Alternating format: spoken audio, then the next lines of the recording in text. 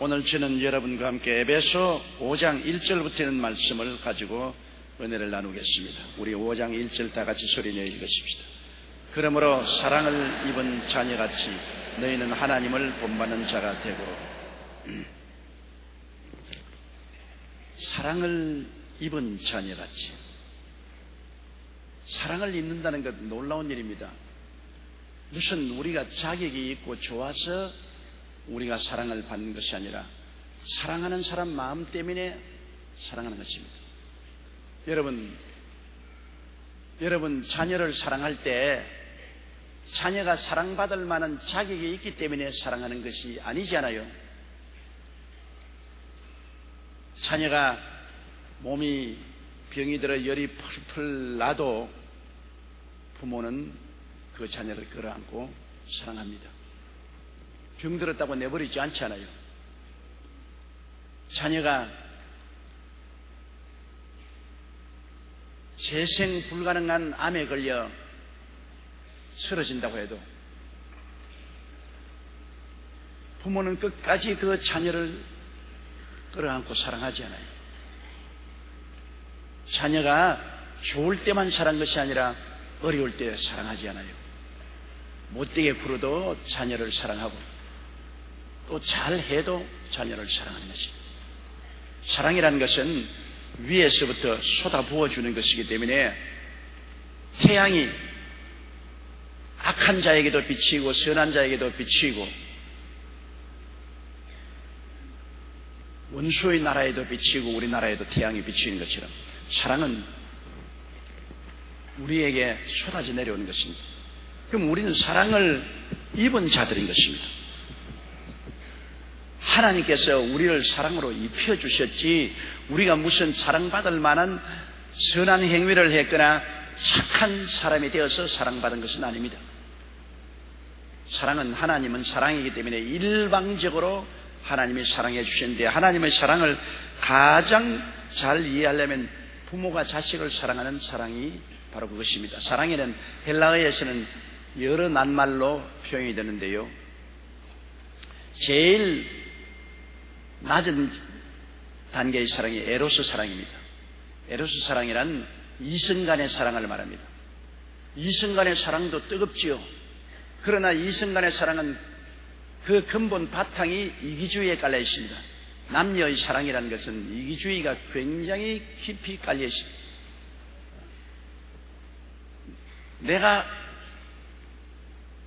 사랑하는 이유는 저 사람이 내게 사랑을 베풀기 때문에 사랑을 한다. 나에게 사랑을 베풀지 아니하면 난 사랑하지 않는다.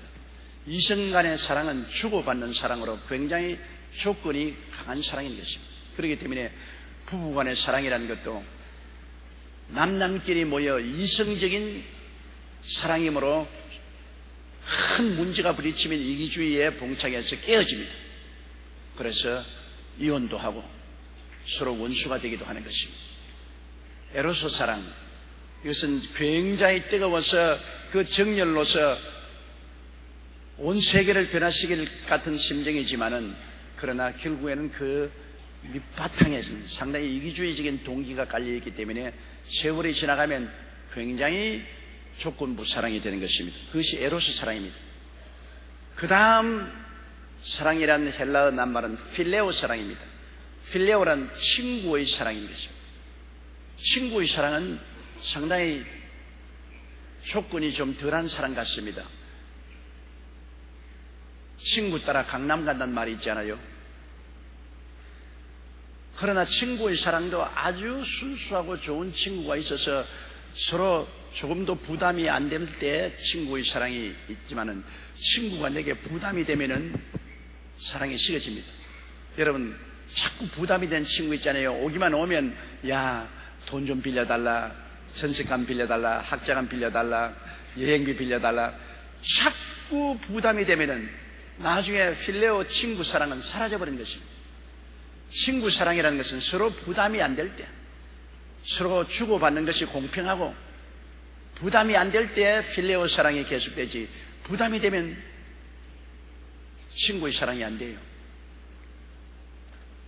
나는 굉장히 친한 친구가 한 사람이 있었는데 고등학교 때 친구였습니다. 고등학교 때 저는 굉장히 생활이 가난하고 어려운데 그 친구는 어머니가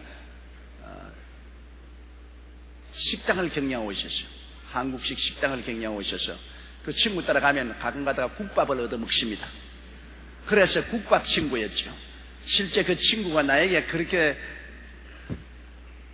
이상에 맞는 친구는 아니었는데 국밥 얻어 먹는 바람에 그거하고 친해져야 가끔 가다가 국밥을 얻어 먹었어. 그랬는데 이 세상에 공짜가 절대 없는 것은 내가 이제 서울에 와서 수대문에서 목회할 때인데 그 친구가 찾아와가지고서 야, 너 참 과거에 얼마나 우리 서로 좋은 친구였냐. 그런데 내 간이 덜컥 내려앉습니다. 내가 국밥 얻어먹은 거 배상하라고 오는가 보다. 왜냐하면 과거에 얼마나 친했느냐는 것을 덜 추워내는 거 보니까 내게 부담이 될 것 같아요. 그런데 하는 말이 뭐냐면 우리 집 사람이 애를 낳았는데 산문가에서 병원비를 지불하지 못하고 볼모로 잡혀있다. 그러니 자네하고 나하고 얼마나 가까운 친구 아니냐. 내가 친구를 두고 어딜 가겠느냐. 날 좀 도와다오. 그래서 참 내 속으로 국밥값 톡톡히 내네. 이 세상에 공짜가 어디 있노. 받은 대로 갚아줘야지. 그때 저희 삼도 수대문에 있을 때 굉장히 어려웠지만은 있는 힘을 다해서 그 부인이 산문가에서 나올 수 있도록 경비를 조달해 주었습니다. 그런데 얼마 있지 않다가 또 나를 찾아왔어요. 또 찾아와서 야, 이 세상에 사람 많아도 친구는 단 한 사람밖에 없다. 그러게 야, 이 자식이 또 뭘 요청하러 왔냐. 야, 이 조목사 참 신의가 있는 친구고 얼마나 좋은 친구인지 모르겠다. 그러더니 한 말이면 우리 전셋집에서 쫓겨나게 되었으니 전셋값을 좀 해달라 그래. 그때 내 친구라는 그 두 글자가 마음에 싹 사라집니다. 야, 이 사람아, 나도 전세 사는 형편에 너에게 어떻게 내 전셋값을 주를? 그럼 내 집을 전셋값을 뽑아가지고 너 주고 나는 길거리에 앉으란 말인가? 내가 너에게 과거에 국밥 얻어먹은 것은 사실이다.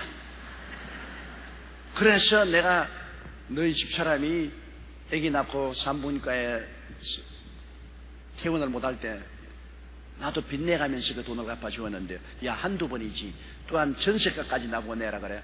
우리 오늘부터 친구 그만하자. 고등학교 때 어릴 때 친구 그때 친구지 지금 와서 이렇게 부담이 되면 어떻게 친구가 되겠냐. 그만하자. 그러고 난 다음에 그와 나의 친구를 거친 적이 있습니다. 왜? 부담이 안 돼야 친구가 되죠.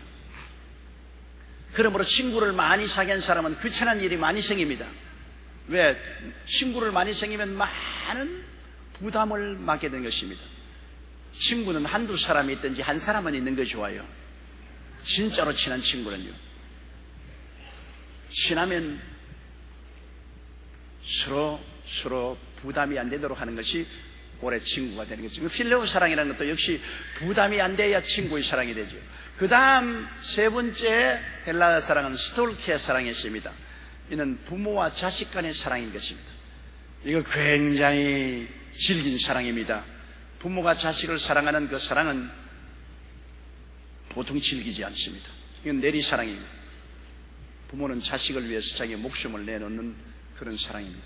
여간 자식이 반발하고 못되게 굴지 않은 이상은 부모와 자식 사랑은 끈끈하게 묶여서 좀처럼 끊어지지 않은데 요사이 세월이 너무 악해지니까 그것도 없어지는 것 같아요. 왜냐하면 아버지 사랑보다 어머니 사랑이 훨씬 더 깊어요. 아버지는 배 안 아프고 낳았기 때문에 그냥 자기 혈연적인 그 의식 때문에 사랑하지만 엄마야 10달 동안 뱃속에 담고 다니고 얼마나 배가 아파서 낳은 자식이기 때문에 희생을 치는 만큼 사랑은 더 깊지 않습니다. 그런데도 요사이 어머니가 자식 버리는 것 뭐 개 버리듯이 버리거든요.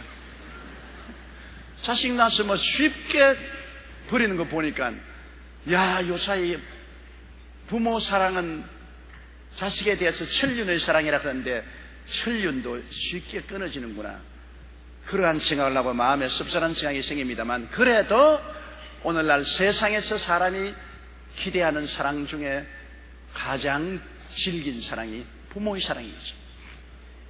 부모는 항상 자식을 불쌍히 여기고 자식의 허물을 항상 덮습니다. 자식 허물을 벗겨낸 부모 보았습니까? 자식의 허물을 항상 덮고 자식을 늘 감싸고 사람들 앞에 사랑하고 자식에게 도움을 베풀려고 애를 쓰는 것이 부모의 사랑 아닙니까? 스톨케 사랑, 가장 하나님께 가까운 사랑인 것입니다. 그런데 하나님의 사랑은 이 에로스 사랑도 아니고 필레오 사랑도 아니고 스톨케 사랑도 아니고 아가페 사랑입니다. 아가페 사랑이라는 것은 조건 없이 사랑하는 겁니다. 조건 없이, 무조건 하고, 죄를 지었음에도 불구하고, 못났음에도 불구하고, 버림을 받아야 마땅함에도 불구하고, 죄 지은 그대로, 못난 그대로, 빈손 든 그대로 나오면 사랑해주는 조건 없는 사랑이 아가페 사랑인 것입니다. 하나님이 우리를 사랑하시는, 하나님이 세상을 이처럼 사랑했다는 것은 아가페 사랑인 것입니다. 이 아가페 사랑은 십자가 사랑인 것입니다. 예수님께서 여러분 조건 달고 십자가에 올라갔습니까? 주님을 저주하고 욕하고 십자가에 못 박는 그 사람 위해서도 주님은 십자가에 매달려 몸짓고 피 흘리면서 축복을 해준 것입니다. 주님께서는 우리에게 조건부 사랑이 아니라 무조건적인 사랑, 상방향형의 사랑이 아니라 일방적인 사랑이 있습니다. 네가 사랑해 주니 사랑하는 것이 아니라 일방적으로 주님이 사랑해 주신 것입니다. 십자가의 사랑은 하나님이 그리스도를 통해서 우리에게 일방적으로 사랑해 주신 것입니다. 반역하고 거역하고 지옥으로 가는 사람들을 향해서 십자가를 통해 주님이 손을 내미시고 수고하고 무거운 짐진 자들은 다 내게로 오라, 내게로 오면 내가 쉬게 해주겠다고 일방적인 사랑을 베풀어 주는 것이 십자가의 사랑인 것입니다. 그러므로 오늘날 우리가 이 어려운 세대에 언제나 믿고 의지할 수 있는 사랑이 이 아가페 사랑인 것입니다. 여러분, 세상 사랑은 계속해서 용서해 줄 수는 없습니다. 베드로가 내게 범죄한 사람을 7번 용서하면 충분합니까? 모르니까 예수님이 죄를 짓고 회개하고 나오고들랑 7번씩 70번이라도 용서해 주라. 진실이 49. 하루에도 490번이라도 용서해 주라. 회개하고 사랑을 구하면서 나오는 사람은 하나님이 끝없는 용서, 한없는 사랑을 베풀어 주라는 것입니다. 그러한 사랑이 아니면 우리가 여러분 살아나갈 수가 없습니다. 우리가 얼마나 죄를 많이 짓습니까? 하루에도 수없이 죄를 많이 짓고 우리 죄가 머리털보다 많은데 끝없는 용서가 아니고는 우리가 살아나갈 수 없습니다. 그리스도 안에 있는 하나님의 사랑은 끝없는 용서와 끝없는 사랑인 것입니다. 그러한 사랑 때문에 우리가 다시 회개하고 일어날 수 있고 다시 돌이킬 수가 있고 다시 새로 사람이 될 수가 있는 것입니다. 사랑만이 우리를 회개시키고 부활시키고 변화시키는 것입니다. 여러분, 사랑이 아니고 율법적으로 나오면 사람은 회개하지 않습니다.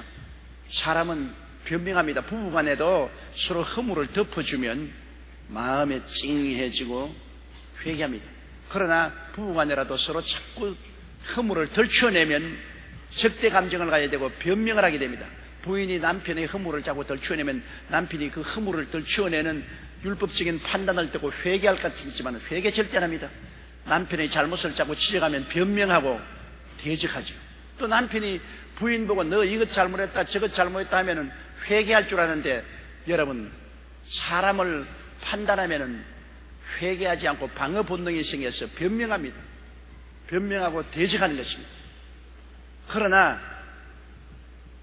용서와 사랑을 베풀어 주면 내가 분명히 잘못한 거 자기가 알거든. 그것을 아는데도 불구하고 그를 덮어주고 용서해주고 사랑해주면 회개를 하게 됩니다. 마음에 깨어져. 야, 이건 내가 참 잘못했는데 이것을 용서하고 사랑해주니 내가 바로 돼야 되겠다. 회개하는 것입니다. 이스라엘 백성이 애굽에서 나온 이후 시내산에서 십계명을 받고 난 다음에 여러분, 이스라엘 백성 중에 계명을 지킨 사람이 있습니까? 법은, 율법은 심판한 것이니 나중에 시편에 말하기를 의인은 없나니 하나도 없다고 했습니다. 모든 사람이 죄를 범하였음에 하나님의 영광에 이르지 못합니다. 하나님의 율법 앞에 의로운 육체가 하나도 없었습니다. 왜? 율법은 우리를 자꾸 벗기기 때문에 위선자를 만듭니다. 안 벗기려고 거짓말하고 위선자를 만들죠. 그러나 사랑은 스스로 고백하게 만듭니다. 예수님의 십자가 달려서 우리를 꾸짖나요? 안 꾸짖습니다. 예수님은 우리를 꾸짖지 않고 수고하고 무거운 짐 졌다 내게로 오라고 하는데 주님 앞에 나와서 전부 자기 지은 죄를 스스로 입으로 고백을 합니다. 그리스도의 사랑의 감복에서 감출 것 없이 싹 벗어놓고 가슴을 펴놓고 주님 앞에 회개하고 자복합니다. 사랑의 그 위대한 힘, 사랑에 따르는 용서의 위대한 힘 때문에 나는 용서받고 사랑받고 새 사람이 되겠다는 의욕이 생기게 만들고 스스로 죄악의 옷을 벗고 가슴을 파헤쳐놓고 주님 앞에 고백하고 자복하게 만드는 것입니다. 이 세상을 변화시킬 수 있는 것은 사랑과 용서와 화해입니다. 오늘날 우리 한국 사회가 왜 서로 이렇게 물고 찢고 싸웁니까? 한국 사회가 사랑의 사회가 되지 않고 율법적인 사회가 되어서 전부 갈라져 있습니다. 동서가 갈라지고 남북이 갈라지고 계층 간의 부자와 가난한 사람이 갈라지고 사용자와 노동자가 갈라지고 나이 많은 사람과 젊은 사람 갈라지고 편가르게 합니다.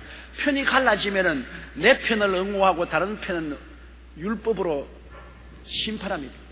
나는 자꾸 이렇게 위선적으로 가리우고 남은 자꾸 허물을 들추어냅니다. 남의 옷 벗기기 운동을. 우리 한국 사회는 지금 뻘거벗기기 운동을 하고 있습니다. 뻘거벗기기 운동입니다. 신문을 봐도 밤낮 서로 뻘거벗기기 운동, 방송을 들어도 서로 빨가벗기기 운동, 항상 서로 상처 입히기, 서로 전부 우리 한국 민족들이 갈려져가 지금 손톱을 갈고 있어요. 뾰족하게. 어떻게 하면 손톱을 더 뾰족하게 가느냐. 그래가 싹 핥히고 싹 핥히고 상처투성이를 만들고, 그리고 진흙 던지게 하고 있습니다. 내가 한 주먹 진흙 들고 때리치면 또 저쪽에서 주먹 한 줌 들고서 때리치고 온 민족 전체가 흙판이 되어 있어요. 그리고 짓밟기, 어찌한지 서로 짓밟아서 다시 일어나지 못하겠네. 여러분, 현재 한국 사회 그거 아닙니까? 서로 편을 갈라놓고 서로 율법적으로 벗기기 운동을 하면은 망합니다. 서로 물고 찢으면 서로 망해요. 이 세상에 허물 없는 사람 아무도 없어요. 여러분 가운데 허물 없다고 생각하는 사람 손 한번 들어보세요. 내가 솔직히 말해서 상 줄게. 허물 없는 사람 누가 있어요? 틀어서 먼지 안 하는 사람 한 사람도 없어요.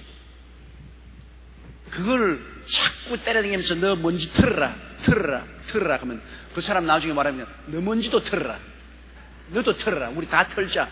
둘이가 다 털니까 온 방 안에 먼지가 꽉 들어쳐가지고서 숨을 쉴 수가 없어요. 우리 한국 사회에 지금 절실히 필요한 것은 십자가를 바라보고 서로 용서하고 화해하는 것입니다. 여러분, 사랑을 통해서 용서와 화해가 없이는 이 사회가 살아갈 수가 없어요. 이렇게 냉정해졌어야 어떻게 살겠습니까? 훈훈한 기운이 있어야 되지 않습니까? 찬바람이 내리 불면은 나무잎도 떨어지고 꽃들도 다 시들어지고 생명체가 다 사라지지 않습니까? 훈훈한 봄 기운이 오면은 모든 산천 초목이 다 살아나고 잎이 살아나고 생명이 살아나지 않아요. 사랑의 온기가 있어야 되는 것입니다. 사랑의 온기. 가정의 행복도 여러분 사랑의 온기가 있어야지, 가정에 권위와 율법만 딱 써가지고서 권위주의로 율법주의로 심판하고 판단만 하면 설한 북풍이 불어서 온 가정이 겨울판이 됩니다. 무슨 생명이 있어요? 그러나 훈훈한 봄바람 불어야 돼. 가정에 사랑으로 봄바람이 불면 참 못나도 이해하고 동정하고 인내하고 사랑하고 용서하고 용납하면 가정이 훈훈해지죠. 그런 훈훈한 훈기가 돌면 여러분, 사람들은 모두 다 생기를 얻고 삶의 용기를 가지고 희망차게 살아갈 수 있는 것입니다. 이러므로 사랑을 입은 자처럼 우리가 하나님께 너무나 큰 사랑을 입었잖아요. 예수 그리스도를 통해서. 그러니까 그러므로 사랑을 입은 자녀같이 너희가는 하나님을 본받는 자들아.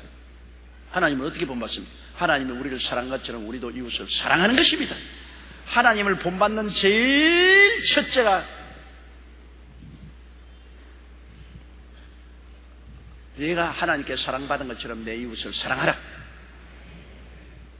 그게 하나님 본받는 것입니다. 하나님은 사랑인데 하나님 믿는 사람이라 하면서도 막 몽둥이 들고 눈을 팍 부릅뜨고 그냥 막 댕기면 하나님 본받는 자가 아니죠.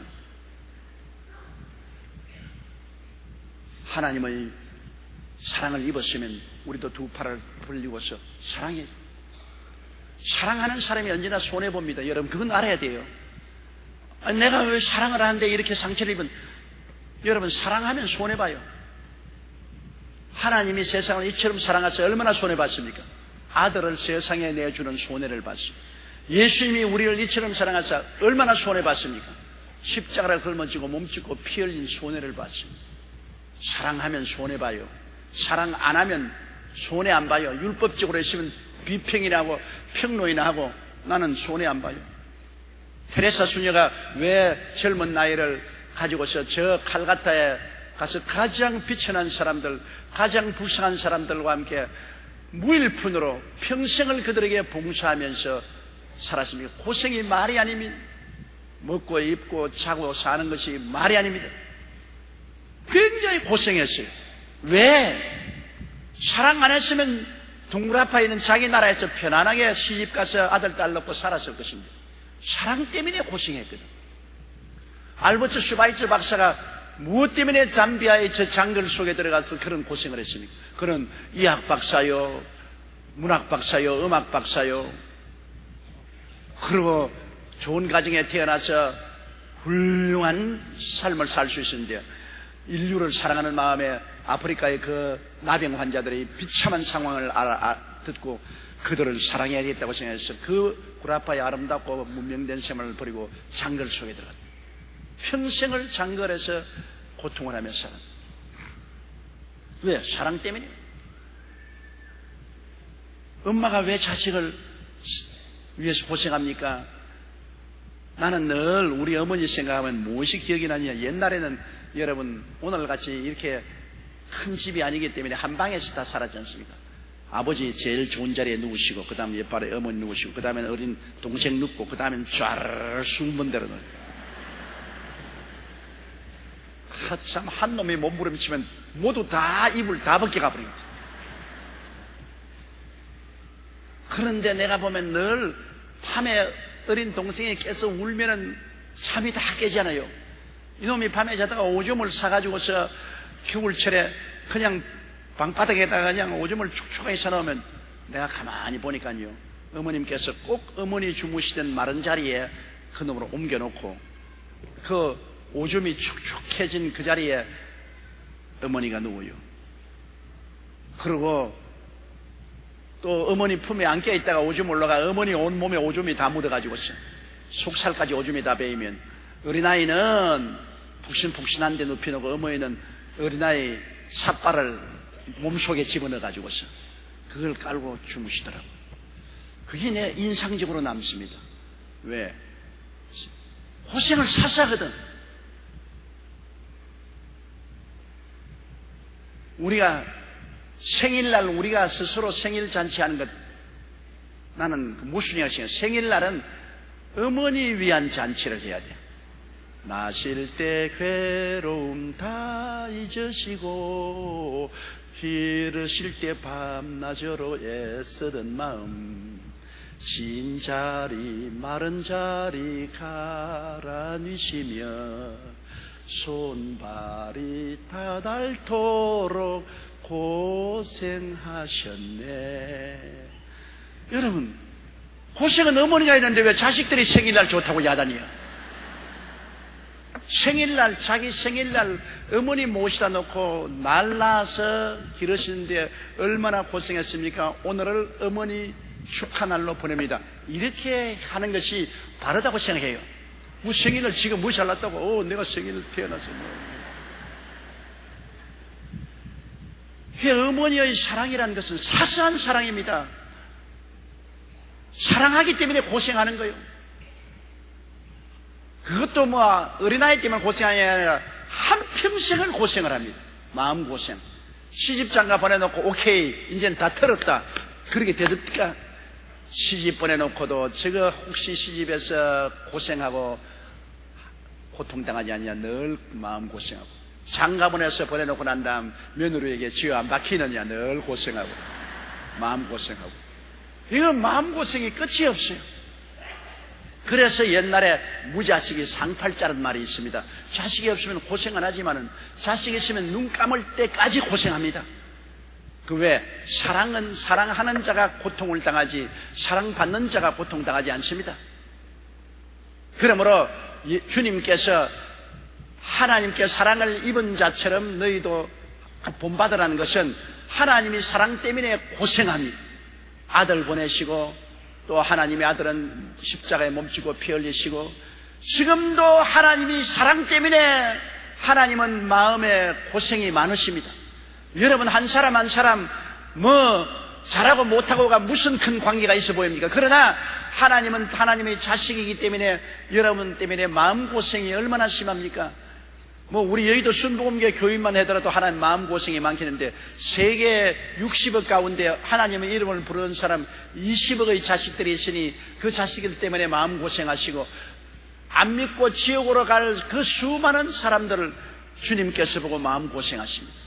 하나님의 마음고생이 얼마나 심한지 몰라요. 왜? 사랑하기 때문에. 사랑하지 않으면 마음고생할 필요 어디 있어요?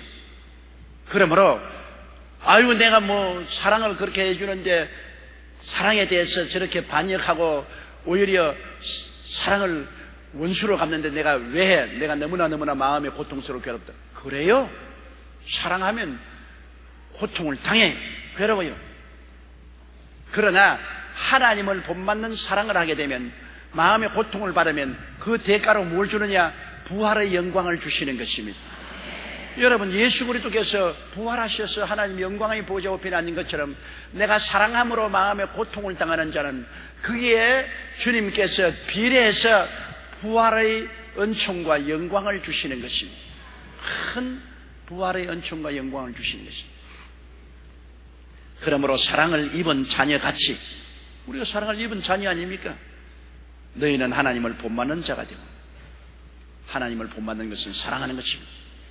따라 말씀. 하나님을 본받는 것은 이웃을 사랑하는 것이다. 할래요 안 할래요? 꼭 해보세요. 하나님을 가장 기쁘시게 하는 것이 하나님을 본받는 자가 아닙니까? 하나님을 본받는 일은 사랑으로서 본받을 때 하나님은 너무나 기뻐하시고, 하나님을 본받는 자를 하나님께서는 기도할 때 응답해 주시는 것입니다. 2절요. 그리스도께서 너희를 사랑하신 것 같이 너희도 사랑 가운데서 행하라. 그는 우리를 위하여 자신을 버리사 향기로운 제물과 생축으로 하나님께 드리셨느니라. 지금까지 제가 말한 것이 바로 그 말 아닙니까? 하나님을 본받는 것은 즉 그리스도께서 너희를 사랑한 것 같이 너희도 사랑 가운데서 행하라. 예수님은 우리를 위하여 자신을 버려서 향기로운 제물과 생축을 하는 것. 생축이란 짐승인데, 여러분 이스라엘 백성이 죄를 지었을 때 짐승으로 제물 드렸잖아요. 속죄 제물, 하나님 앞에 인간이 지은 원죄를 속죄 제물 받아서 짐승을 잡아 피 흘려가고, 그 다음에는 속건 제물, 허물의 제물.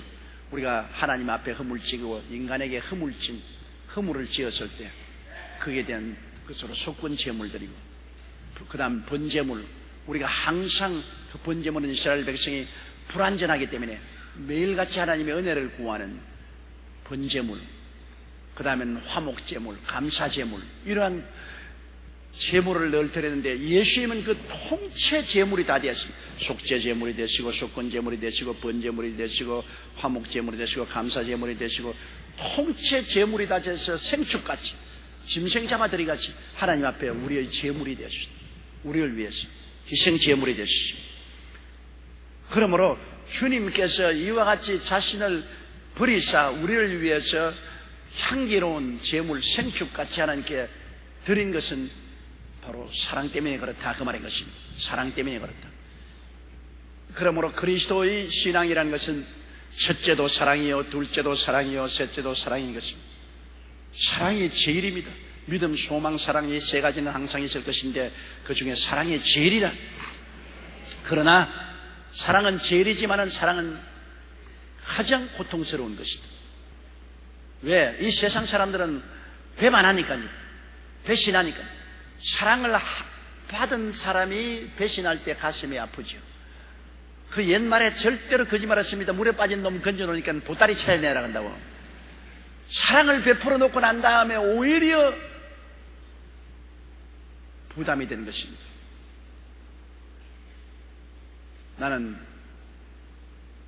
어떤 분의 한증을 들었는데요. 자기의 자식을 죽인 사람을 법에 호소해 가지고서 용서를 받고 양자로 삼았습니다.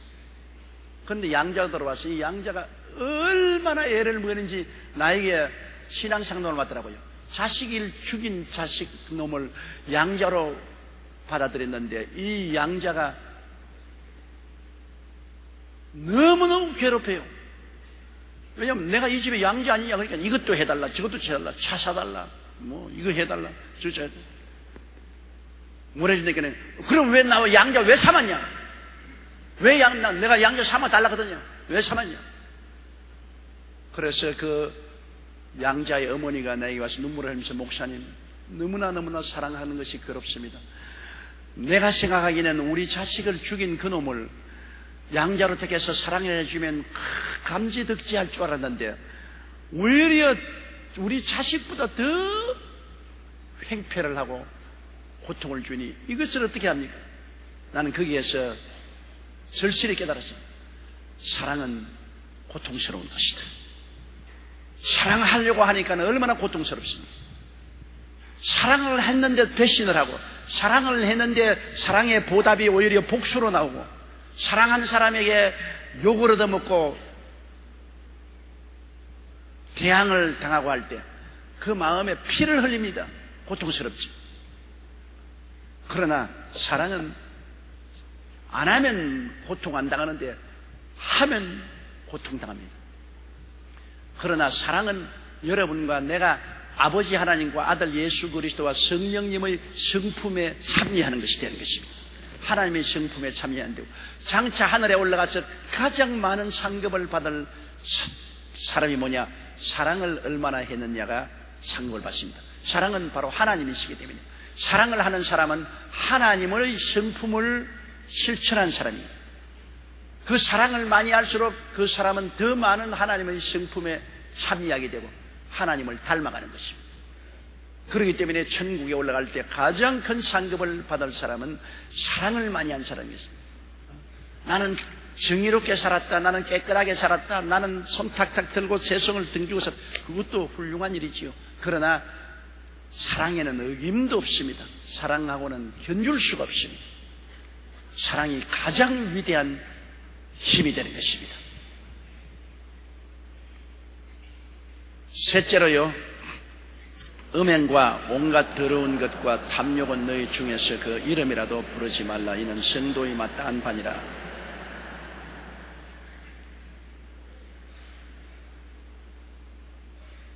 여러분,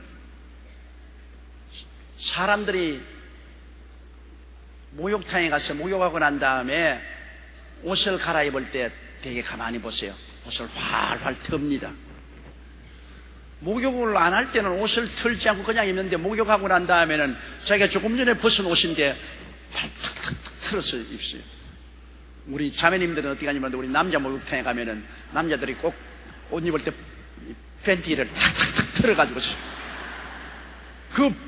그동안에 그 장속에 넣어놓은 옷이 먼지가 묻은 것도 아닌데 자기가 몸을 물에서 씻고 닦고 깨끗하게 하니까 본능적으로 옷은 틀어서 입습니다. 본능적으로. 나가 깨끗하니까 입은, 조금 전에 안 깨끗할 때 입은 옷은 내가 틀어야 되겠다.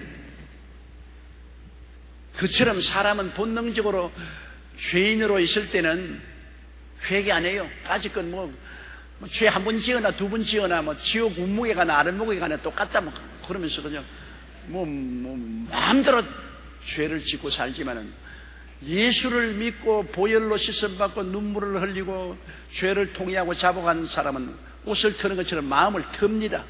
예수를 믿게 되면은 마음을 틀어요. 마음을 트는 것이 바로 옷을 트는 것입니다. 마음을 트는 것이 죄를 회개하는 것입니다. 예수 믿으면 회개하게 돼요. 회개 안 하라 해도 예수 그리스도를 믿고 나면 주 거룩하신 그 은총에 감화 감동에 대해서 깨끗해야지, 마음을 틀어야지. 그러고 난 다음에 회개를 하게 되고, 그때부터는 자꾸 이제는 마음을 털게 돼요. 내가 예수 믿고 교회 와서 예배 드리게 되면 한 주일 동안 세상에서 먼지 묻은 마음을 또 털고,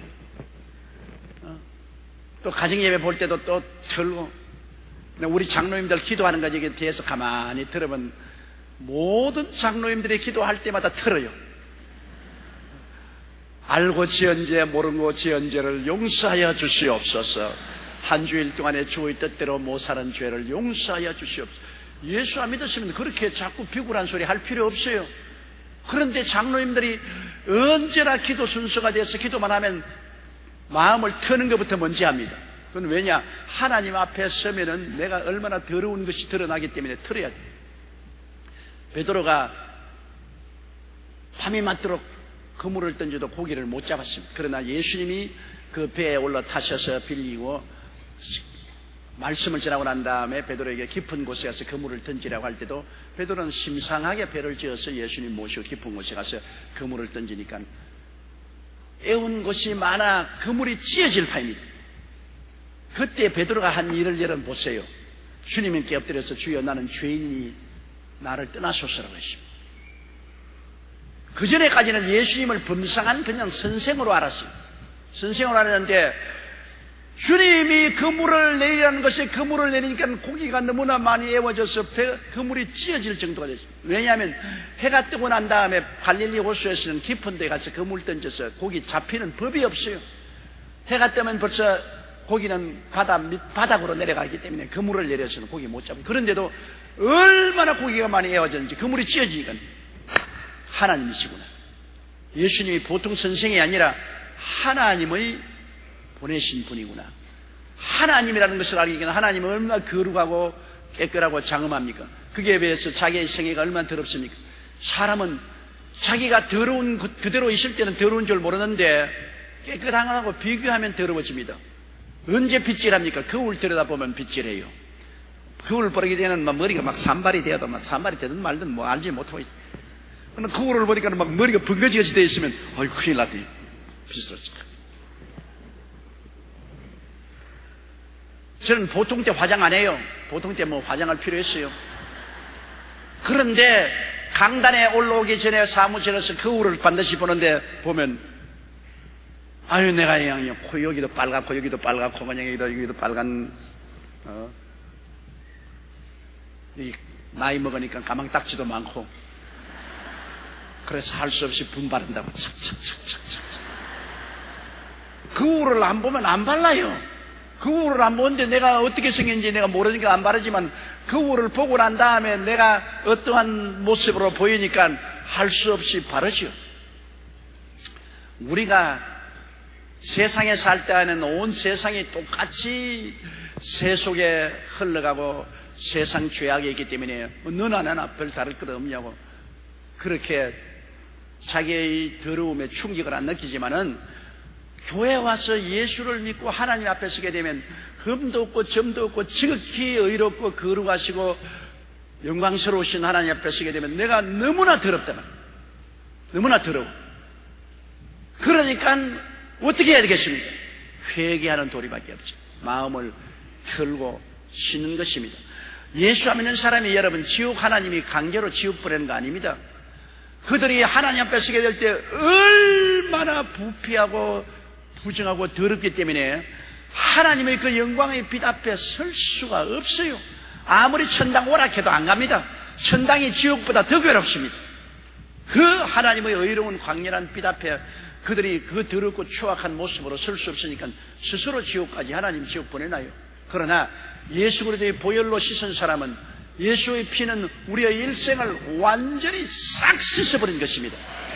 그냥 보통 탄광에서 그냥 온데 숯구멍이 다 먹고 온게 탄가루가 다 묻어 눈만 반짝반짝하고 새카만 사람이 되었어도 샤워해서 비누로 싹 씻고서 싹 몸 갈아입고 나오면 그때가 언제였냐? 그 사람은 기억도 없이 완전히 새 사람으로 나오는 것처럼 우리는 예수의 보혈로 말미암아 완전히 의롭고 영광스러운 사람으로 되는 것입니다. 나의 죄를 씻기는 예수의 피밖에 없네. 다시 성케하기도 예수의 피밖에 없네. 여러분, 예수의 피는 우리를 완전히 정결케 하는 것입니다. 죄의 흔적도 없고, 의롭다는 것은 죄를 한 번도 안 지은 상태를 말합니다. 완전히 죄를 한 번도 안 지은 것처럼 의롭게 만들어줍니다. 그렇기 때문에 예수 믿고 보혈을 의지한 사람은 나중에 하나님 앞에 서게 될 때 조금도 부끄러움이 없습니다. 꿀릴 것이 없습니다. 그러니까 가슴 펴고 당당하게 천당으로 들어가는 겁니다. 당당하게 천당에 들어가죠. 예수님의 보혈의 능력으로. 그렇기 때문에 보혈의 힘이 얼마나 크다는 것을 우리가 알아야 되는 것입니다. 우리의 의로운 행위로 절대로 안 됩니다. 선한 행위로, 착한 행위로 하나님 앞에 설 수 없습니다. 그것은 누더기 걸친 것과 한 가지입니다. 보혈, 첫째도 보혈, 둘째도 보혈, 셋째도 보혈. 예수 그리스도의 보혈을 의지하지 않고는 하나님 앞에 설 수가 없습니다.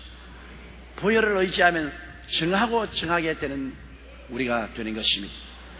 그러므로 예수님의 보혈을 의지하고 우리가 정하게 되었으니 그 다음에는 더러운 것이 붙으면 털어버려야죠.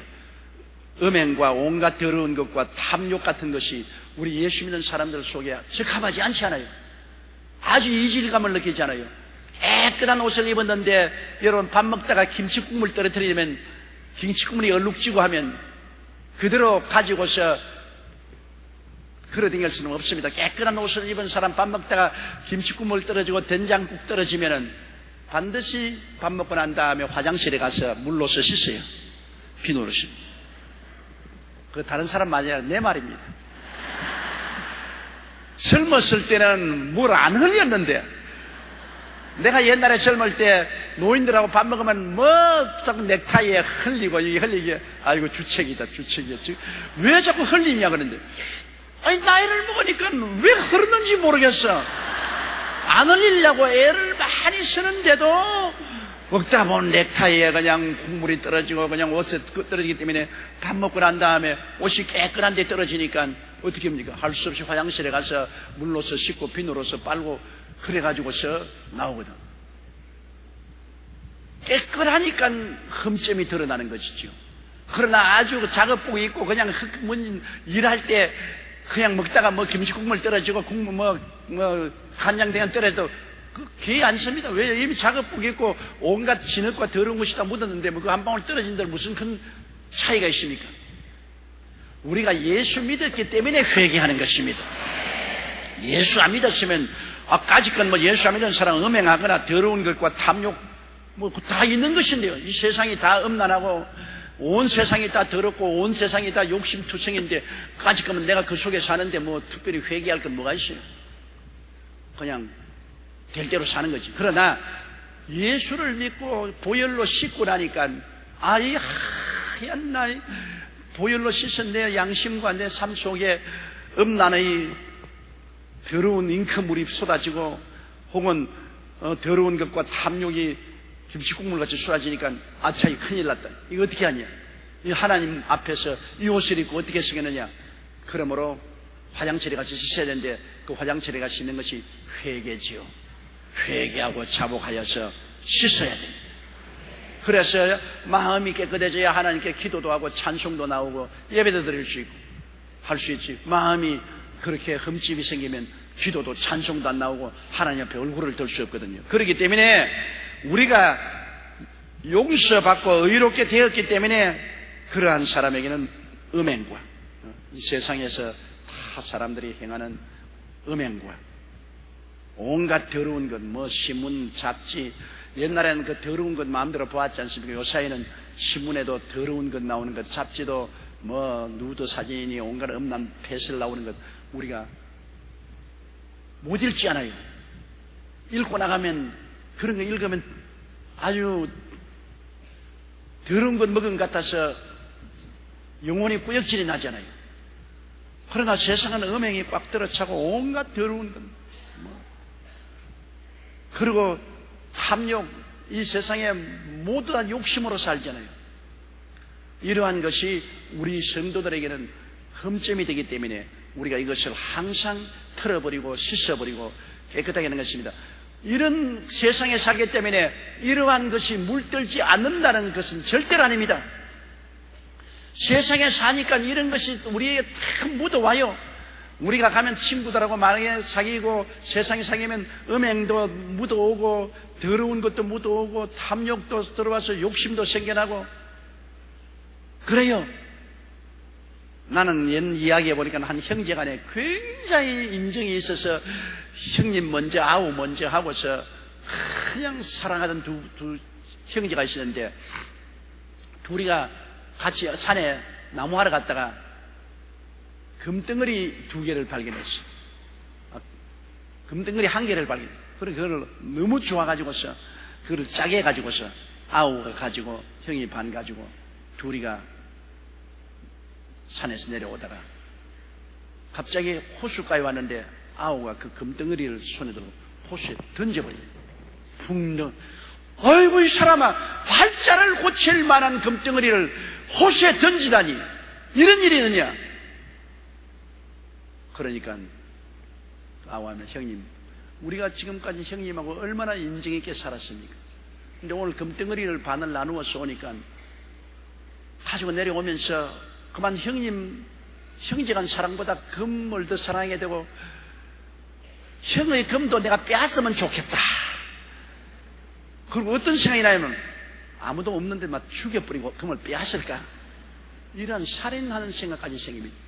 내가 금이 없을 때는 형님을 존경하고 사랑하고 참으로 좋아했는데 금을 손에 들자 말자 욕심이 들어오니까 형 사랑하는 마음이 없어지고 시기와 질투가 지고 형 가진 금까지 빼앗기 위해서 살인할 생각까지 생기니까 내가 이 금 필요 없습니다.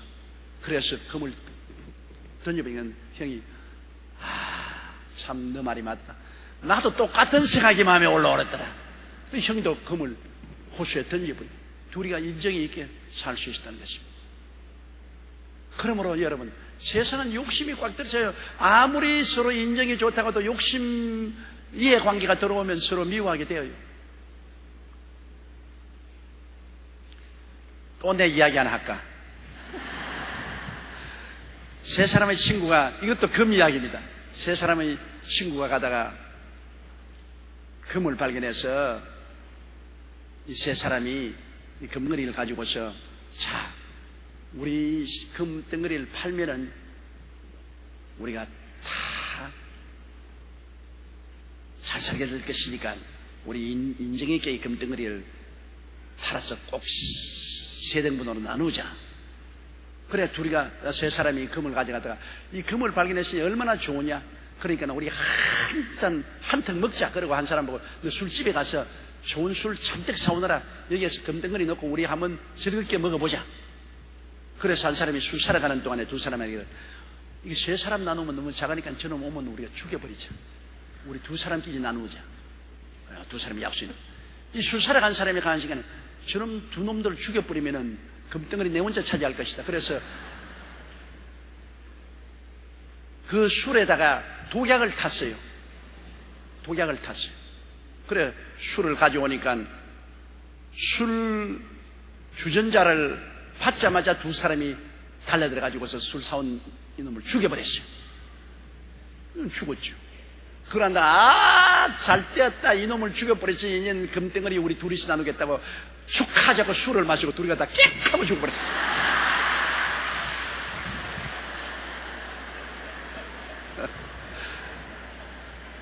결국 욕심이 생기니까 다 죽어버렸어. 다 죽어버렸어.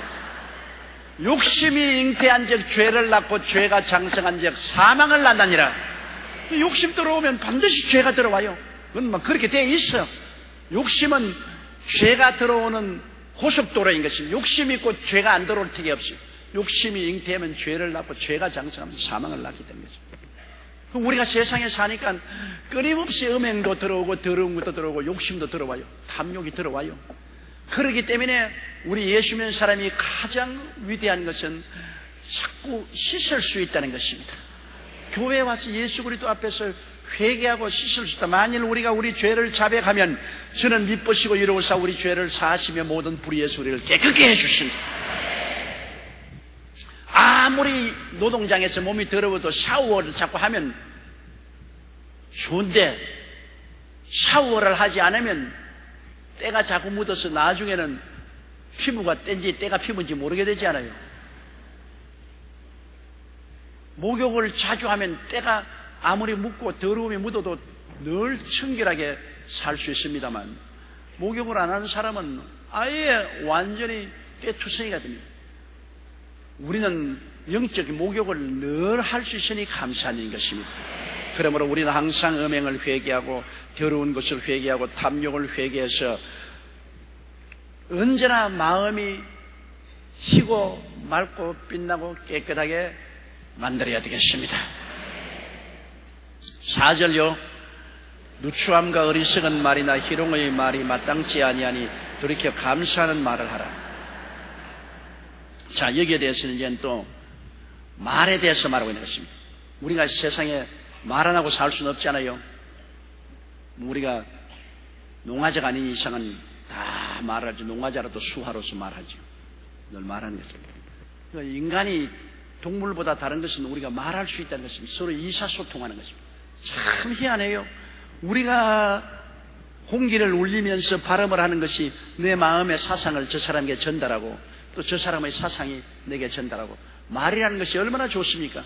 그런데 이 말을 통해서 내가 입에서 말을 해가지고서 저 다른 사람 마음속에 사랑과 희락과 화평과 이런 것을 갖다 줄 수도 있고 내 입에서 말을 내가지고서 저 사람 마음에 시기와 분노와 질투와 미움을 가져올 수도 있습니다. 우리의 입술의 말이 여러분 굉장히 중요합니다. 예수님께서 말하기를 먹는 음식은 죄가 없다. 왜? 다 먹고 난 다음에 화장실에 가서 밖으로 나가버리니까. 중요한 것은 속에서 나오는 것이다. 속에서 미움, 분노, 시기, 질투, 음란, 방탕, 더러운 이런 말들이 나와서 자기를 더럽히고 다른 사람을 더럽힌다.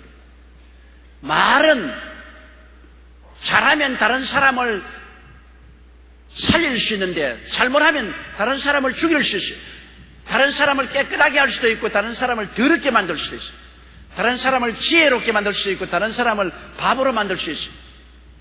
말이 굉장히 중요하죠. 그 말 속의 내용이 굉장히 중요한 것입니다. 그러므로 주님께서 여기 말씀한 것은 누추한 말 하지 마라. 더러운 말 있잖아요. 음란하고 방탕하고 더러운 말. 그 더러운 말 중에 최고의 더러운 말이 욕입니다. 나는 텔레비에 보니까 욕자랑하는 거 보았는데요. 경상도 사람하고 전라도 사람이 나와서 서로 욕을 하는데 와, 우리 한국말에 그런 욕이 있는 줄은 제가 꿈에도 몰랐습니다. 정말 그 욕이 멋이기하고 거시기해요. 그냥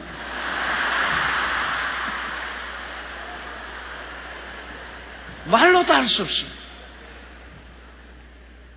이 누추한 말은 욕이 그 누추한 말이 아닙니까? 아주 욕이 그냥 도저히 우리가 감당할 수 없는 누추한 말입니다. 그런데 예수 믿기 전에는 그 욕이 그렇게 누추하게 안 들려요. 그냥 그 욕을 듣기도 하고 또 그 욕을 아무 의미 없이 욕을 하기도 했는데 예수를 믿고 난 다음에 생각하니까 몸서리칩니다. 그 누추한 말이 어떻게 저런 말을 하고 살았느냐. 그러니까 우리가 예수 믿는 사람이 입에서 누추한 말, 욕을 하지 말아야 돼. 더러운 말, 욕하지 말아야 돼. 나는 예수를 믿고 난 다음에 동창회에 안 가거든요. 우리 초등학교 동창회나 그냥 고등학교 동창들 모이는 곳에 가면은 이 사람들 같이 있다가 술 한 잔씩 들어가면은 전부 다 이 자식, 저 자식, 이 새끼, 저 새끼입니다, 그냥. 옛날엔 그 말을 내가 보통으로 듣고 보통으로 말했는데 내가 예수를 믿고 하나님 백성이 되고 난 다음엔 도저히 내가 들을 수가 없어요. 야, 이 새끼야, 이 자식아, 왜 어떻게 그냥 그런 말을 그냥 막, 그 다음에는 아주 쌍말이 나오고 더러운 말이 나오고, 그리고 더러운 말이 나오고 재밌다고 깔깔거리고 웃고, 그 다음에는 집에 들어오면 온 마음이 진흙탕에 들어온 같이 끄급하고 더럽습니다. 그래서 그냥 목욕을 안 하면 안 되기 때문에 회개하는 목욕을 하고 하나님 앞에 잡아가고 보혈로 씻어달라고 기도하고 그래야 마음이 깨끗해요. 그리고 더러운 말은 언제나 그 뒤에 더러운 귀신이 따라다닙니다. 더러운 귀신이 더러운 말하고 짝짝꿍이기 때문에 더러운 말을 하면 더러운 귀신이 같이 와서 더 더럽게 만들어요. 그래서 더러운 말을 듣기나 말하고 난 다음에 기도하려면 마음이 끄급하고 기도가 안 나오는 이유는 더러운 귀신에게 눌리기 때문인 것입니다. 이러므로 우리 예수 믿는 사람들이 누추한 말 하지 말아야 되고, 그 다음 어리석은 말 하지 마라. 어리석은 말하는 것은 여러분 얼토당토하는 말을 하는 일부러 그렇게 말하는 사람이 참 많습니다. 어리석은 말. 왜냐하면 번연히 안 될 것을 얼토당토한 말을 하는 것입니다. 참된 말을 하는 사람도 있어요. 어리석은 말 같지만은. 왜냐하면 저는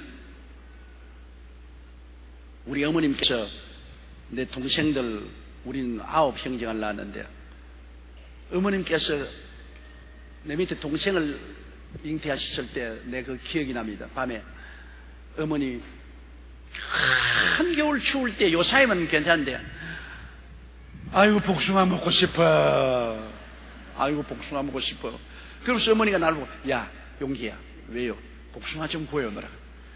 세상에 겨울에 추운데 시골에서 어디 가서 복숭아를 구해옵니까? 그래서 내가 어머니 보고, 이 형 바보가 아닌가? 우리 어머니가 왜 저렇게 바보가 되었나? 그때 나는 어린애에 가지면 자꾸 무엇이 먹고 싶다는 것을 몰랐거든요. 어머니가 자꾸 한겨울에 밤중에 나보고 복숭아 구해오라 하니까 우리 어머니가 영 바보구나.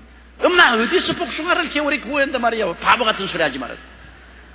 그런데 이제 보니까 그게 바보 같은 것이 아니고 참된 말이다. 또 어머님께서 우리 동생을 여러 간 가지니까 동생 가질 때마다 음식이 달라지더라고요. 또 다른 동생 하나를 가졌을 때는 뼈다귀만 잡수는, 뼈다귀만. 명태도 가와서 살은 다 빼버리고 명태 뼈다귀만 가지고서 뼈다귀를 이렇게 두들겨 가지고서 그 뼈다귀만 씹으시는 거예요. 생선도 고기는 다 빼놓고 난 다음 뼈다귀만 씹는 거예요. 그거를 그냥 안 되니까 망치로 때려 가지고서 뼈다귀만 씹는. 그래서 와, 어머니 또 바보 됐구나. 완전히 그 살점은 다 빼놓고 난 다음 뼈다귀만 늘 잡수시니까 그 이빨이 아파가지고서 고생을 하십니다. 이제 알고 보니까 그게 바보 같은 말이 아니라 칼슘이 부족해서 어린애 뼈 만든다고 엄마가 칼슘을 잡수는 거예요.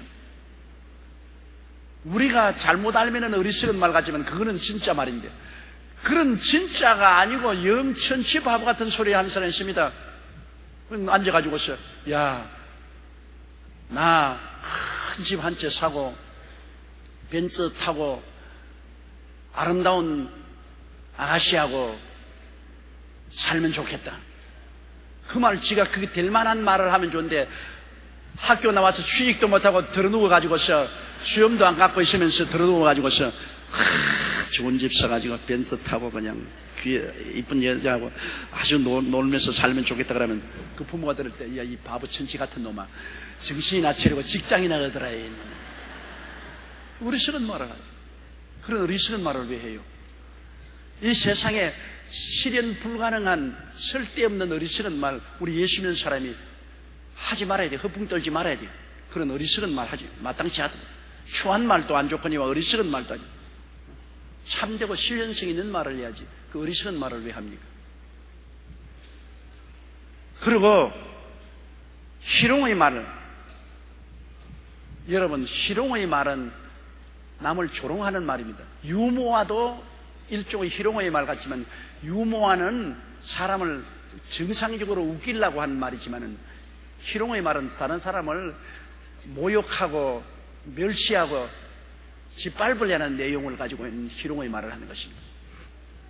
저는 어릴 때부터 희롱의 말 때문에 많이 시달렸기 때문에 희롱의 말이 얼마나 나쁜지, 저희 할아버님께서 일찍이 부모를 잃고 소년 시절로부터 교육도 못 받고 제가 사는 경상남도 울주군 삼남면 교동리로 오셔서, 그래서 그곳에서 열심히 노동하고 일해가지고서 당대에 그때 천식군이 되었었어요. 당대에 천석을 하셨으니까 대단히 교육도 없고 배경도 없고 아무것도 없어요. 그렇기 때문에 요사이 말로 짠돌이가 되었습니다. 뭐 절대로 남에게 나누어 먹지도 아니하고 남에게 주지도 아니하고, 그것을 뭐 남에게 아니라 이웃 사람에게도 그렇게 했어요. 우리 할아버님께서 어릴 때 내가 할아버님하고 같이 살았는데, 할아버님께서,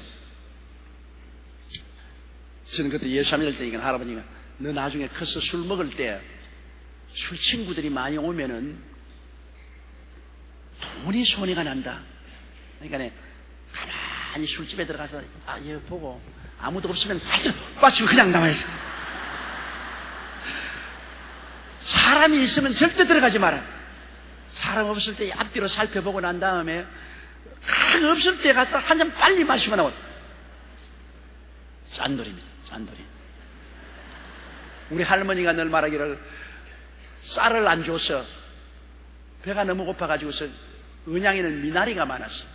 그 미나리 논에 가서 미나리를 잔뜩 가져와가지고서 밥은 없으니까 미나리를 된장을 갖다 놓고 미나리만 잡수셨. 그 할머님이 눈물을 흘리면서 그 얘기하는데, 요사이 들어보니까 그 굉장히 건강식을 하셨어. 그 미나리 생식을 그냥 했으니 얼마나 건강식을 하셨습니까? 그러나 그때는 밥을 못 짰고 그렇게 했으니까 그랬죠. 우리 할머님은 신학적으로 은혜로운 분이고, 우리 할아버지는 율법적인 분인데, 우리 할머니하고 할아버지하고 둘이가 서로 안 맞아서 싸움을 많이 하셨어요. 60, 70이 넘으셨는데도 부부 싸움을 많이 하더라고요.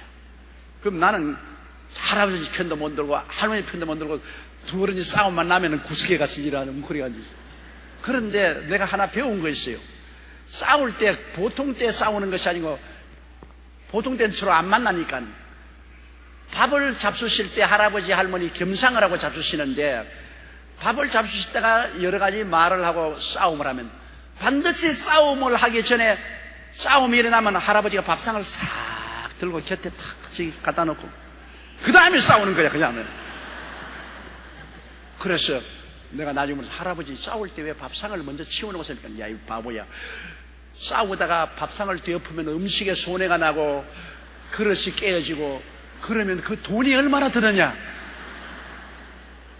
바보 같은 놈들이 싸운다고 그냥 밥상 뒤엎어 버리고 그냥 손으로 갖다가 농장을 깨놓고 난 다음 나중에 이제 분 풀리면 그 도로 살려면 돈이 얼마나 드냐. 싸울 때는 반드시 깨어질 것 다 치워놓고 싸우라.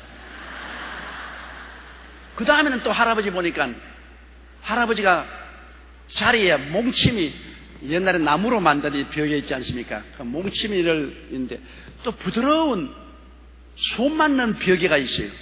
근데 내가 할아버지가 늘 몽치미만 가지고 주무시는데 솜을 넣은 벽에는 와줬네. 할머니하고 싸울 때 그 솜난 벽에를 가지고 때리더라고요. 절대로 주먹을 안 써요.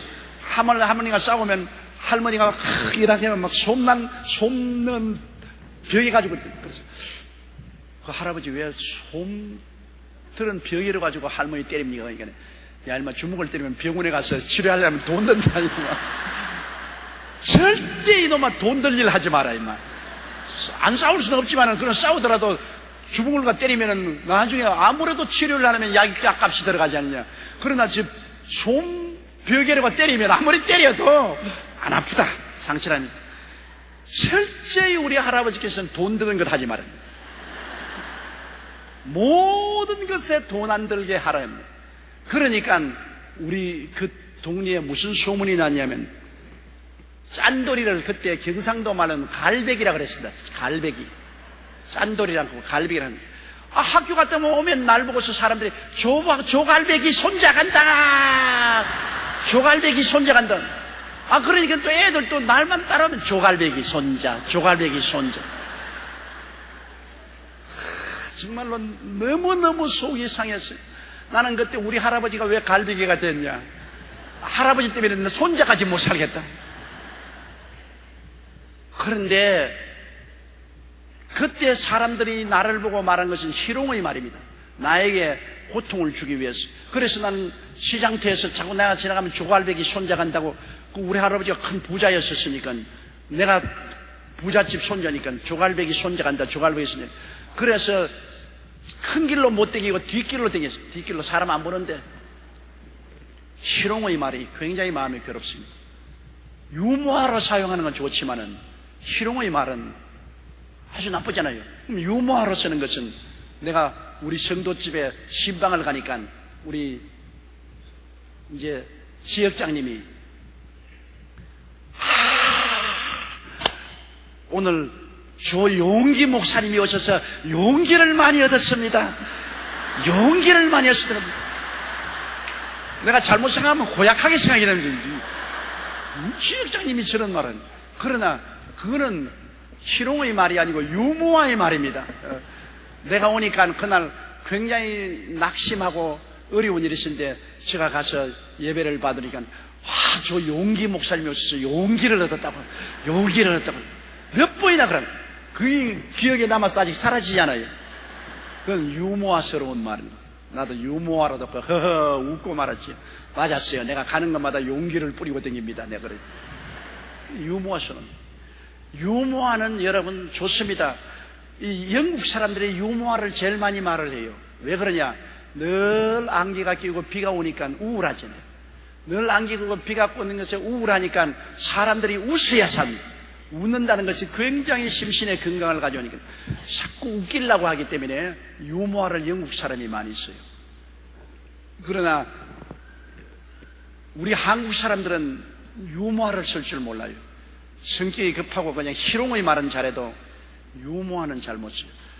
유머를 잘 쓰면은 웃을 일이 많아요. 가족들 간에도 유머로 이렇게 말을 하면 서로 웃고 좋은 것입니다. 웃는 것이 굉장히 건강에 좋아요. 웃으면 엔돌핀이 나고, 엔돌핀이 나오면 고통을 잊어버리고 마음의 즐거움으로 차고 건강해져요. 웃는 집에 복이 온다, 그렇게 말하고 있지 않습니까? 그래서 유머는 좋지만 희롱의 말은 나쁩니다. 희롱은 사람들을 괴롭히고 무시하는 그런 말을 합니다. 우리 여의도 순복음교회, 지금은 안 그렇지만 옛날에는 사람들이, 예수 믿는 사람들이 희롱의 말을 제보고 많이 했어요. 순복음, 순국수도 있고 순두부도 있다더니만 순복음에서 왔구나. 이 희롱하려고 하는 거든. 우리가 어떻게 순두부요? 그런데 순복음이라고 해서 희롱해서 내가 그 참 마음에 듣기가 싫었는데, 요사이는 그런 말 한 사람이 없어요. 우리가 순복음을 전하니까 다 우리와 같이 따라서 하려고 본을 보는 그런 상황 속에 들어가게 된 것입니다. 그래서 우리는 이 땅에 살면서 우리 행동에는 음행과 온갖 더러운 것과 탐욕을 제하고, 우리의 입으로 말할 때는 누추한 말이나 바보 천치 같은 어리석은 말이나 희롱의 말이 마땅치 않으니 이런 것 하지 말고 오히려 긍정적으로 감사한 말을 많이 하라. 감사하는 말, 하나님께 감사하고, 우리 서로가 다 우리는 의지하고 살지 않아요. 내 혼자 못 살잖아요. 그러니까 서로에게 우리가 의지하고 은혜를 입은 것을 감사로 표현하고 살아요. 감사라는 것은 은혜를 언제나 감사로 표현하는 것입니다. 감사하는 말 얼마나 좋아요. 우리가 사람이 많이 모여 사는 이상은 서로 부딪힐 일이 많은데 여기에 기름을 치는 것이 감사한 것입니다. 이 서양 사람들은 기독교적 영향을 받아서 감사하는 말 굉장히 많이 씁니다. 한 가족 간에 식사할 때도 애들이, 어머니가 이 음식을 이렇게 돌리잖아요. 음식이 정해 들어오면 바로지 thank you. 그리고 휴지 하나 내줘도 thank you. 감사하던 말. 서양 사람들이 제일 많이 말하는 말이 thank you, excuse me. 미안합니다. 그저 길거리 갔다가 탁 몸이 부딪혀도 excuse me. 서로 미안합니다. 죄송합니다. 뭐 그렇게 말할 필요도 없는데도 그렇게 해요. excuse me. 그런데 우리 한국 사람이 제일 말하지 않은 것이 미안합니다, 감사합니다 말하네요. 아이, 지하철 타다가 그냥 막 받아놓거든. 세상에 미안하다 말을 한마디만 하면 다 회수될 걸 갖다가 받아놓고도,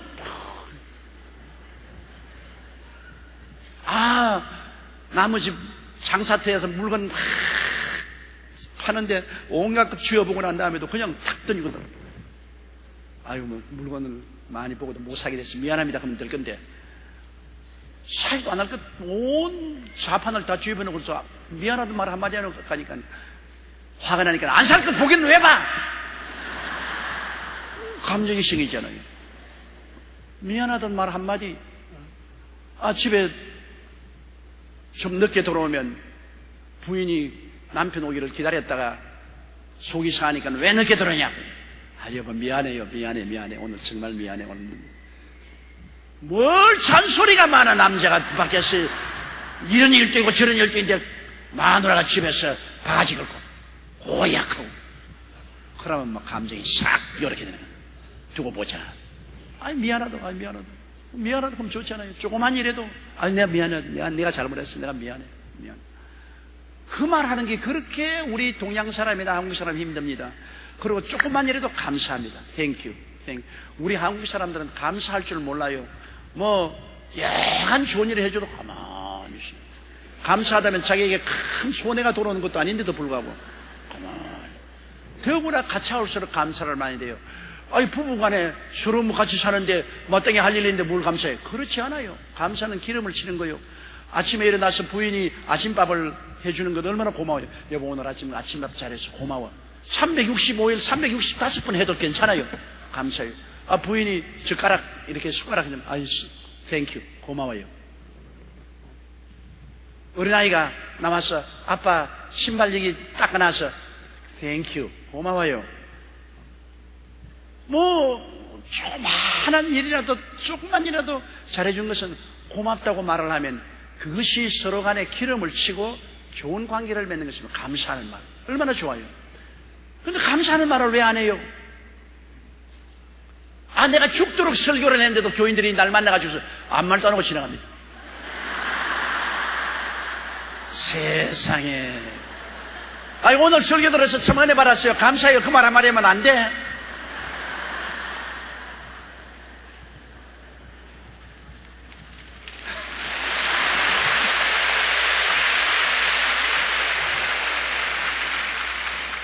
내가 김사만 목사님, 명성교회 김사만 목사님 설교를 늘 주일날 듣는데, 김사만 목사님 설교하고 난 다음에 교인들이 아멘하면 아멘도 안 하네. 그 말을 존경하는 거 내가 봅니다. 설교를 해도 당신은 감동적인 말을 했는데도 교인들이 아멘하니까 설교도 아멘도 안 하네. 그러니까 교인들이 그때야 아멘. 그것은 엎드려 절박힘인 것입니다. 감사하는 게 참 중요하니까 여러분, 내가 여러분께 부탁합니다. 오늘부터 시작해서 여러분 집에 돌아가달랑 남편에게 조그만 일을 부인에게 해줘도 여보 고마워, 감사해. 이게 왜 주책이야? 그것도 감사해. 남편은 아내에게 대해서 끊임없이 감사를 해요. 뭐 조그만 걸 해줘도 감사해. 이게 삶의 기름을 치는 것입니다. 감사로 제사를 드리는 자가 나를 영화롭게 한다. 하나님도 감사하면 영화로움을 느낍니다. 기분이 좋다. 그 영화롭다는 말은 쉬운 말로 말하면 감사로 제사를 드리는 자가 나를 기분 좋게 한다는 거아닙니까? 그러한 사람에게 하나님 구원을 능력을 보이겠다. 하나님도 감사하면 기분 좋다 그러는데, 하나님 형상을 닮은 우리가 감사할 때 기분 안 좋을 때가 누가 있어요? 감사하면 기분 좋아요. 그러므로 여러분 꼭 잊지 말고 손 위의 사람도 감사하고 어린 자식들도 뭘 도와주면 감사하다는 말 꼭 하고 입 밖으로 내세요. 그 말을 내고 그 다음에 excuse me, 미안합니다. 미안합니다 말을 여러분 이거 참 일본 민족이 굉장히 많이 사용하는 사람이 하는 것이 스미마셍 고멘구다사이. 스미마셍. 뭐어도 스미마셍입니다. 내가 그 참 백화점에 가서 물건을 사러 갔는데 그 물건이 없어요. 없으니까 그 사람이 길 건너 저쪽 백화점 상점에 가면 이 물건이 있는데 자기 하는 말이 내가 그거 잘 모르겠다 그러니까 내가 그거 모시다 드리죠. 자기 점포에 물건을 안 샀는데도 불구하고 나를 데리고 길 건너편에서 다른 백화점 그 물건이니까 데려가면서도 계속해서 스미마셍. 지가 미안할 건 뭐가 있어. 내가 미안하지. 그런데 나를 데리고 가면서도 길 건너가면서 아이고 길을 건너가게 되어서 미안합니다. 사람 복잡하니까 복잡한 애 데리고 가서 미안합니다. 그러고 난 다음 날 다 소개해주고 난 다음 미안합니다 그거 떠나가더라고요. 내가 하도 미안해서 필요 없는 물건을 그 집에 돌아가서 사주었다고요. 미안하다는 말은 일본 사람은 입에 달려서 스미마셍. 꼭 스미마셍. 모든. 근데 우리 한국 사람들은 절대로 미안하다는 말을 안 하려고 결심을 하고 분명히 자기가 잘 못했음에도 불구하고 얼굴을 철판같이 깔고서 그냥 미안하다면 무슨 자존심이 그렇게 상합니까? 뭘 잃어버릴 거 뭐가 있습니까? 그 말 한마디로 말미암아 천장빚을 갚을 수 있는데 싸울 수 있는 것도 안 싸울 수 있고 서로 화목할 수 있는데 미안하다는 말을 왜 못해요? 그러므로 우리가 가장 많이 사용해야 될 말이 감사합니다, 미안합니다 이 두 말인 것입니다. 따라 말씀하세요. 감사합니다, 미안합니다. 오늘 제가 설교를 너무 길게 해서 미안합니다.